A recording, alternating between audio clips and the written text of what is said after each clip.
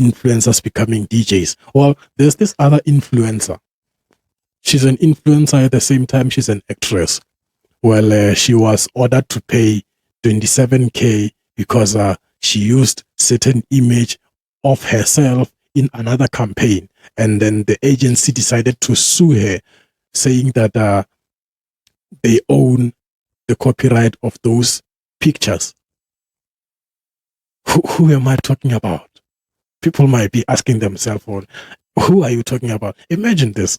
Okay, let me just call her out. So Ntando Duma was ordered to pay 27,000 rands to Pixel Kollective because she used certain photos of herself to another campaign, and apparently Pixel Kollective, it says that it owns the copyright of those photos.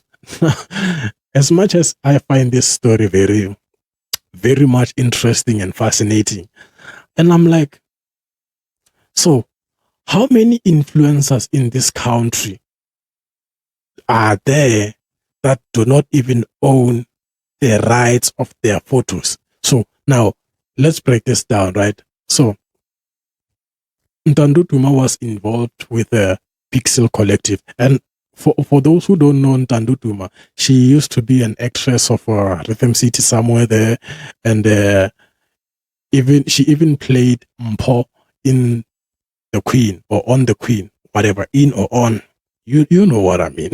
She played the Mpo character in the telenovela called The Queen, right? So, and at the same time, she's an influencer. Well, I don't know what she's influencing. I think maybe products. She be appearing on certain adverts of certain products, you know. So she was involved with this other agency called Pixel Collectives, right? I don't know what kind of deal she had with the agency, but the agency took her photos, and then somehow the agency ended up owning the copyrights of her photos, right? And then later on, Ntando Duma, she got a campaign to advertise Simba, Simba something, maybe snacks or peanuts, you know, because Simba doesn't only produce snacks, you know. So she got involved in this campaign with Simba, right? Okay, let's just say the brand Simba. Yeah. And then somehow she used the very same photos she took with Pixel Collective to promote the Simba brand. And then, according to Pixel Collective, they were saying that is against the contract because they own the copyrights. So she did that without their permission. I don't know if she was supposed to go back to Pixel Collective and ask for permission so that she can use the photos to the other campaign or whatsoever. But my thing is, you mean to tell me that the Simba brand cannot organize a photo shoot for their influencers so that they can promote their own product?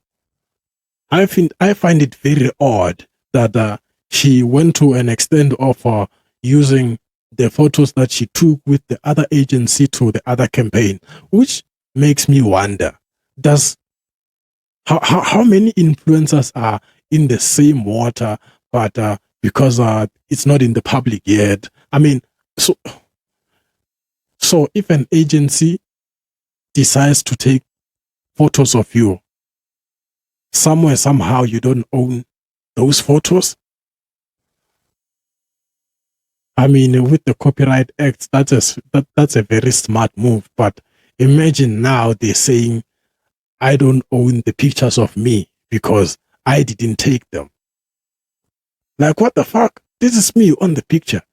How can I not own my own photos? I find it very tricky and very odd to believe that actually that happened. And the Pixel Collective ended up saying that, you know what, you gotta pay us 200K. And then when the matter went to court, they ended up saying that actually, you know what, Pixel Kollective is wrong for saying she gotta pay 200K. I mean, I get it. It's somewhere, or maybe, just maybe, Pixel Kollective is mad that the Simba brand didn't approach them personally. Instead, they went to one of their influencers, you know, and then by default, somehow, maybe, or willingly so, or maybe it's because she liked the photos, she decided to run with those kind of photos. I'm like, so even you, Ntando Duma, you wanna tell me that you don't have enough cash or enough credits to actually organize yourself a different photo shoot? I find it very odd and very wild that, you know what, she doesn't even own the pictures. So I still ask myself, how many influencers are in the same situation where they don't even actually own their photos that they took with a certain agency? So now you mean to tell me that you cannot use those photos to promote a different brand because now the agency owns the photos? That's very odd, right? It's very wild. And at the same time, when Pixel Kollective decided to break down the administrative fees, they were saying that, in terms of those photos are concerned, you gotta pay the charges for the camera lights, the equipment, the administrative fees, and the photographer, all those things. So basically, they wanted to say, well, okay, suppose, let's say, this podcast, somewhere, somehow, it ends up running a certain campaign for a certain brand. So LungTrey Studio is gonna come and sue me for using this certain clip to promote a certain brand, and then they end up saying that, we gotta charge you for the mics, the camera, and the lights, and the mixer because you used the clip without our permission. And I'm like, okay, somehow I get it because it's the studio that owns the thing, right? But it's me who's saying all these things. It's not like the Pixel managers, or it's not like the LungTrey Studio managers who are sitting here saying that, this product, da da da da da da da da. It was her in the photos, but because it's the agency that crafted or that took those photos, they have a say. I was like, wow, that's a very interesting thing to say. So meaning if you want to run with a different brand, you have to go back to the original agency and be like, listen guys, I got this offer and I want to use this certain image, this certain photo to actually promote a certain brand. I was like, wow. I mean, somehow it makes sense, but to the influencer's point of view or the host's point of view, it's like, man, that's a daylight robbery.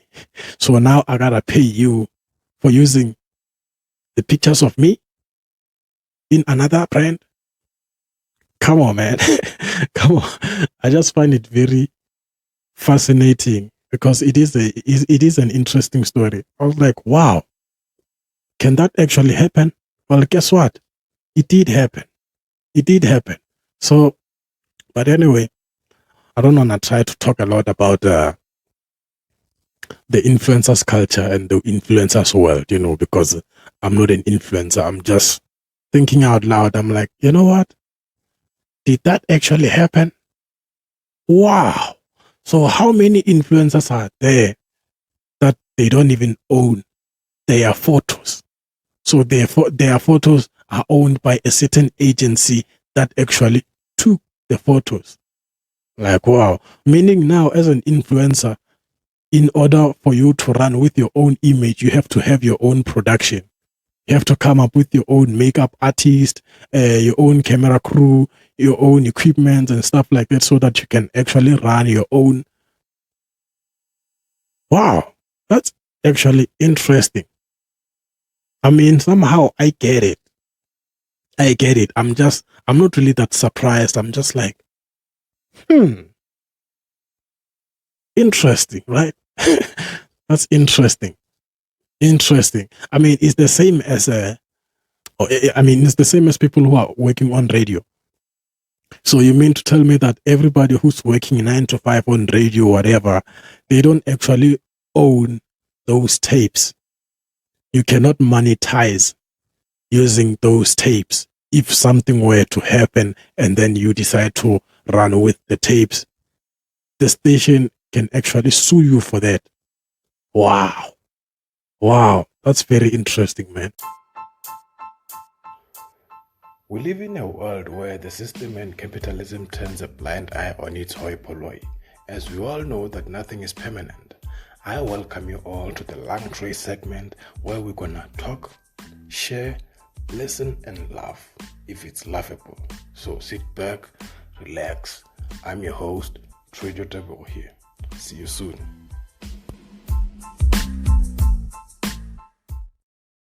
Trejo Tebujo from Turf Loop, but currently residing in Brakpan. I'm a scriptwriter and a filmmaker. I've always wanted to study film and TV production, but due to lack of funds, I ended teaching myself how to write scripts, shoot, edit, and direct short films and podcasts.